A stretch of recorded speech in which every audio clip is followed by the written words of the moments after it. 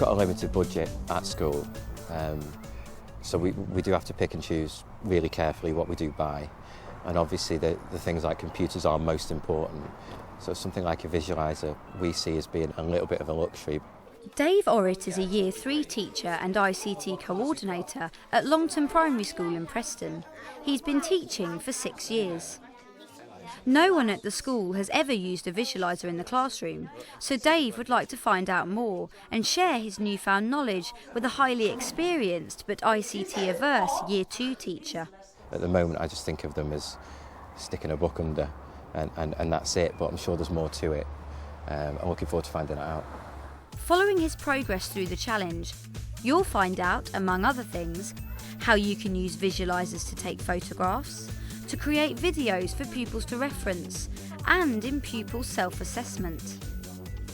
If you want to give it a go yourself, there's a range of useful videos and support materials on the page for this programme on the Teachers TV website. So Dave's travelled to Essex to meet Jenny Hall, a Year 4 teacher at Harold Court Primary School, who's using the visualiser in a range of lessons for Dave to observe. She begins her day with a numeracy lesson. To get our brains working and get us ready for our lesson, I want us to do some estimating. I have got some counters here, and I am going to put them under the visualiser, and then I am going to hide them. So you need to make sure you are paying attention because they will not be up on the screen very long. Look in, ready? I'm going to do it once, okay. I'll do it once more, I'll show it. So you have another look, and hidden again. So what do we think? Our sensible guesses, our estimates. Timmy? 42. Sam? 46. Well done, let's try another one then. Jenny displays a different number of counters under the visualiser each time, and children are encouraged to estimate the quantity. Okay, last one now. So what are our estimates then? Rihanna? 63. Okay, and Lucy? 76. Okay, there were 70 counters. Now, but remembering you were making estimates, I did not expect you to get the exact correct answer. What I did expect was for you to have an answer that was as close as possible to what I had. After the lesson starter, Jenny moves on to the topic of 3D shapes. She's used the visualiser to pre-record a video of herself making a cuboid net, which she can now play to her Year 4 pupils. First of all, you will need a piece of paper. We've got ruler, pencil. I've got some colouring pencils, scissors and a glue stick. So, you can see here I've got my 4 rectangles. So we're going to start out like that. If you're watching this on the Teachers TV website and would like to know how to use the visualiser to record and loop a video, look below for a short how-to film. With the actual video, I've got it on repeat, so it's actually playing through Media Player. This runs through the smart board. Yeah, so I've got it run through so that I can have it running exactly through the whiteboard, but also I've got it so I can have it as a standalone. So if I press this one, this is the visualiser button, that is a standalone. I don't need the computer for that. So I could use my computer for another document and still use the visualiser. Now Jenny moves on to art. She begins by using the visualiser's spotlight function to focus on particular elements of Vincent van Gogh's paintings. I want us to be focusing on the detail when we're looking at work. So if we kind of look carefully, we could pick out a certain section of the painting. We can see the ones in the centre that are actually deeper colours. You can see actually how some of these flowers down the bottom here, how they have drooped. Jenny and her pupils head to the nature garden to find flowers they can draw themselves. Look, I like them. I think they're seeds. Oh, it is a really good job to choose it. Very good smudging. I think the only thing is... Can you zoom in as well? Yeah, it is quite clear. I mean, the focus on it is actually at the end here. Oh, that's really good, right? At the end of the session, Jenny uses the visualiser's camera and split screen function to evaluate some of the completed drawings.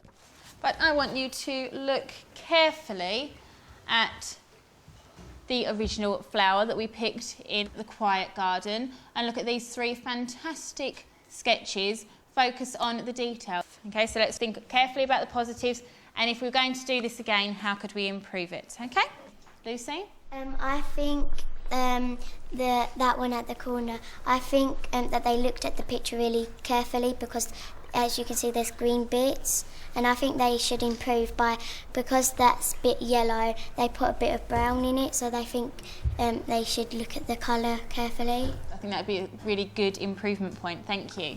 After seeing the visualiser in action across a range of lessons, Dave has a few questions. Now I've seen them in action, how much do they cost? The ones that we've got, the models we've got, were £550 each, but they are towards the sort of top end of the range that they have. What do you think the biggest benefit is that you've seen since using it with the children? I think the biggest sort of thing for me personally is the self-assessment side of things. So I think, you know, at the end of a lesson, children actually being able to look at a piece of work, look at it against the learning objectives, the success criteria, and they can actually pick out themselves now what went really well. They know how to improve their work, and photocopying is sort of a very basic thing, but it saves money in that way because you can actually just show a document on the screen. It's just improved some practice that we have already got in place.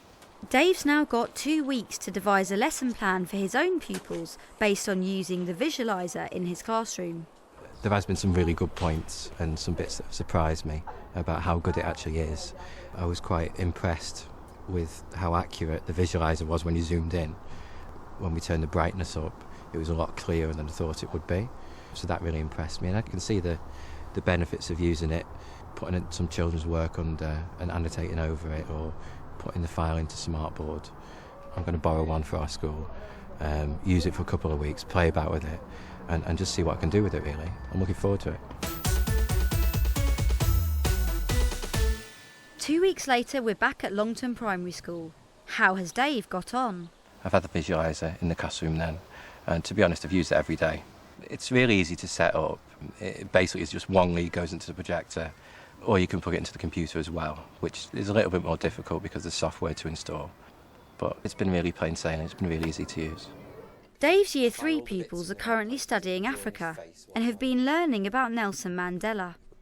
Today he's going to use the visualiser to enhance his art lesson.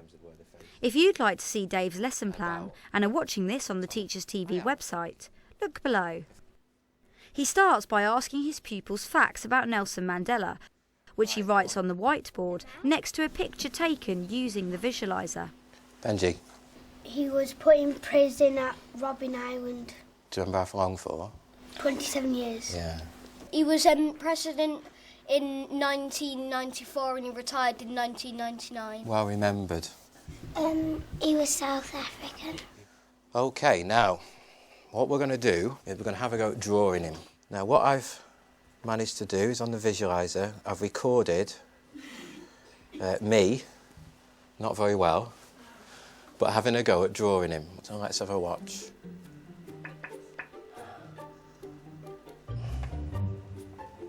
What am I doing there? What am I doing with those 2 little marks? The little line, so you kind of know where it is and how wide it is. Kind of, yeah. I'm going to start one corner of the eye there, and I'm going to start the other corner of the eye there where we'll put the other mark. So now I'm drawing the nose. What do you think I'm going to go for next? The mouth? I am, I think. Do you want to see what I finished as? Right, that was what I finished with the end. Right, go on, off you go. We're going to have a go at drawing him. While they're drawing their pictures, Dave notices that a few children could be making their portraits more lifelike, so he takes one pupil's work to illustrate to the whole class how this can be achieved. OK, now Amelia said it's OK for me to show this. What's wrong with the eyes? Georgina?